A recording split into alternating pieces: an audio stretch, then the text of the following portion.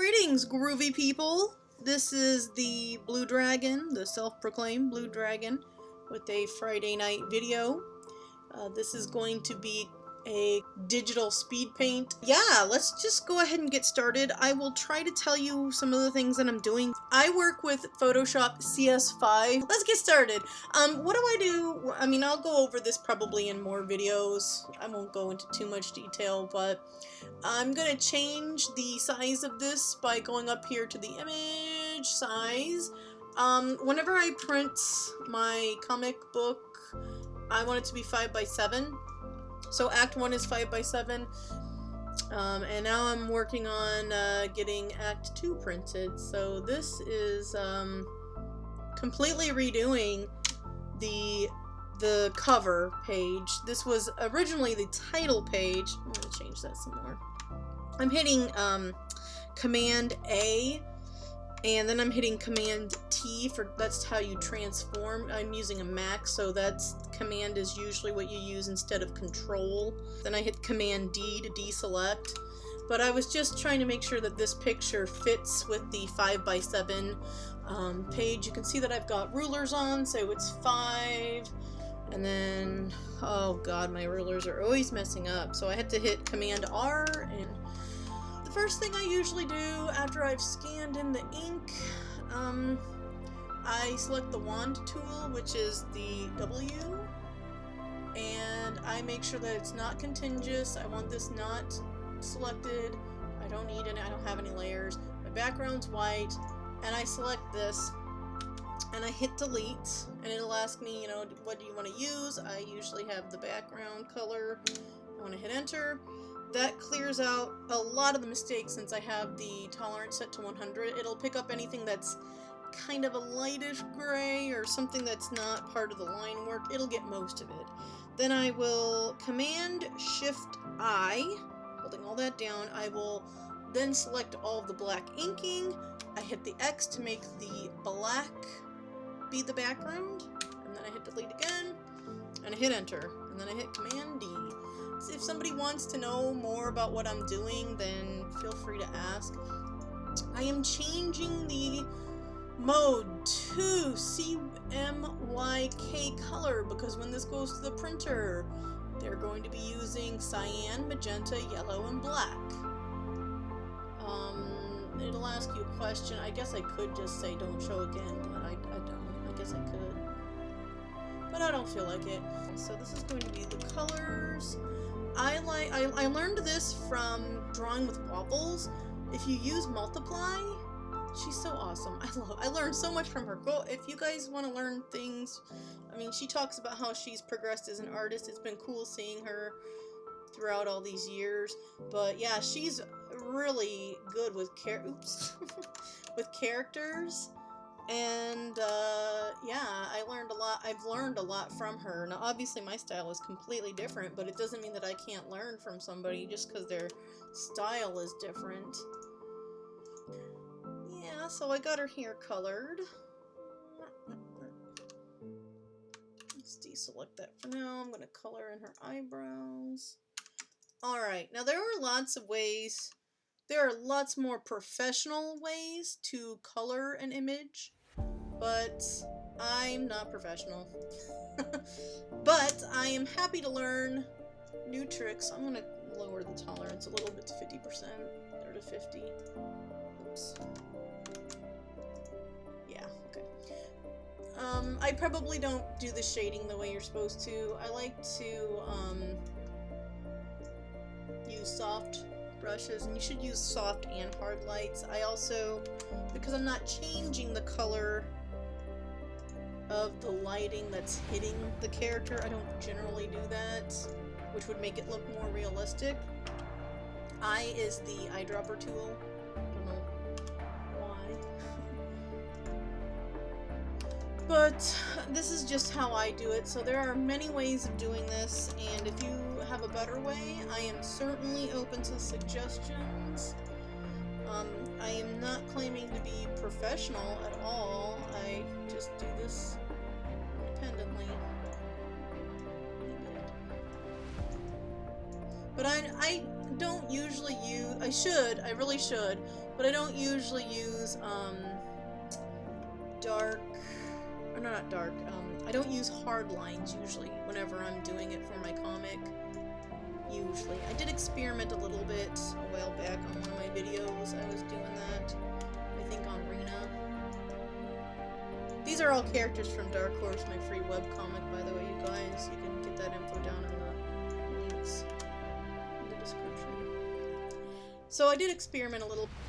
If you hit the Alt button when you have the brush tool selected, the eyedropper appears and you can sample a color and then just release it and then boom, you got that color that you want. I use that quite a bit. When I do a highlight, I do it a little differently. I do like to have the brush. I used to do it a different way, but now I like to do this brush tool here. I don't know what it's called. Flat point, medium, stiff. Okay then, that's the one that I usually use.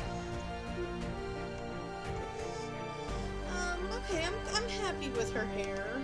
I might add a little bit of, maybe not even that dark of a shadow, because that's still kind of, it's like, I'm gonna take my fuzzy, pretty sure that's in a Scissor Sisters song.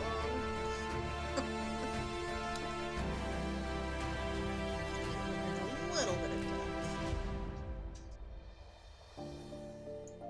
Now I mentioned the multiply tool earlier, and there's a reason why. Sometimes I need to come in here. If you just, for instance, if I just take my brush tool and I go like this, do you see how the black lines are staying? That's what the multiply does. It just multiplies, well, I just colored over my... You can hit Command Z, and that will undo the last thing that you did. But sometimes I need to get more detail, and so I will just use the brush. So it's just nice to have the option of drawing over the black without, like if I take the multiply off, well, it won't do anything because I didn't really do anything special, but that's what happens if there's no multiply. See how the color is just going right over the lines? But if you do this, boom, the lines are see-through. There are other things you can do with the layers too. If you are zooming out and you hold the Alt button down, or if you have the zoom tool selected and you hit the Alt, you can zoom out. Or if you have it set, I always have it set to the zoom in up here, but if you have it set to the zoom out and you want to zoom in, it'll do the opposite of what tool you have, or what option you have selected. G is the bucket tool, the fill tool. It's also the gradient tool. If you hold down on the little arrow down here, then your options will come up and you can alternate between a couple different tools. So now her arm over here, these are markings on her body. They are, all I'll say is that they are not tattoos.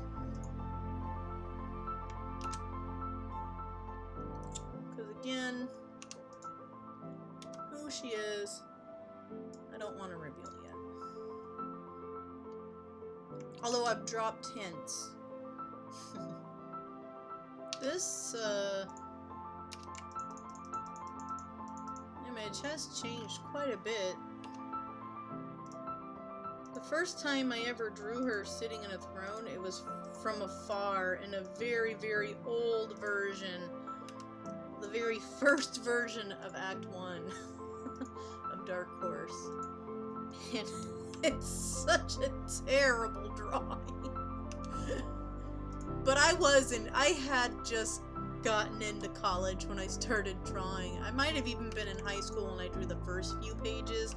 Back then I had an idea of what I wanted to draw, but I had no idea what I wanted the story to be or anything. And I didn't know if you know, sometimes you start something and you think, don't know, sometimes when I was younger, I would start something, and then I would just kind of lose interest in it. You know? Does that happen to people? But this is one thing that I've never lost interest in. I've always tried to come back to this comic, so... And now I'm so freaking lucky. I'm so fortunate because my partner really like he really likes this and he really believes in what I'm doing, so I'm really very fortunate that he's so supportive. He's such a cool guy. I really do love him. Not that anyone wants to hear me. I mean, I guess I really love him. I've only lived with him for a couple of years now. Nobody wants to hear me gushing about my dude friend, as I like to call him. But every now and then the spirit moves me and I'm like, oh, I need to be a little sentimental and sappy here. I'm not generally speaking a sappy person, but sometimes I'm like, yeah, I gotta be a little sappy. Yeah, feels good. Okay, so I've finished kind of coloring up the throne a little bit. I mean, it's rough. It's supposed to be because I am going to be adding filters. Filters. I don't know what that is. I don't know what I'm saying. That's good. Alright, so I'm going to hit the Command C to copy what I have just selected. I'm going to hit Command V to paste it. So now I have a layer of just the green grass. And the reason why I'm doing that is because I'm going to mess around with some of the filters. Maybe I shouldn't do monochromatic. Monochromatic, you guys probably know this, but it just means that you want to keep all the dots the same color. One color, mono, instead of, I guess, polychromatic, many colors. I know a little Greek and less Latin. Is that it? Shakespeare. I don't remember the quote. Something along those lines. Okay, I added some noise because I want to do some stuff. Oh no, I'm in CYMK color though. So many of my filters are so... I don't have as many filters now because of that. Oh, I forgot about that. This, I'm gonna advertise this person here. This bakenakogirl.deviantart.com. Whoever they are super cool because they create screen tones that are free to use, so I'm gonna give them a little plug and put their link down in the description because I think that's really awesome of them. I'm just changing the size of this, but I'm just making it larger. If you have the, if you hit V, that's the selector tool here. And if you hold down the Alt while you're over something, like either a selected item or like any image, if you don't have anything selected, that will copy it automatically. And I want to copy it for her skirt, but it's gonna need to be a little bit bigger. I don't want to mess up the person's original art. I'm just enlarging it. I'm not changing it. And I'm going to merge these two layers. And I like to name my layers so I know what's going on. Main lace.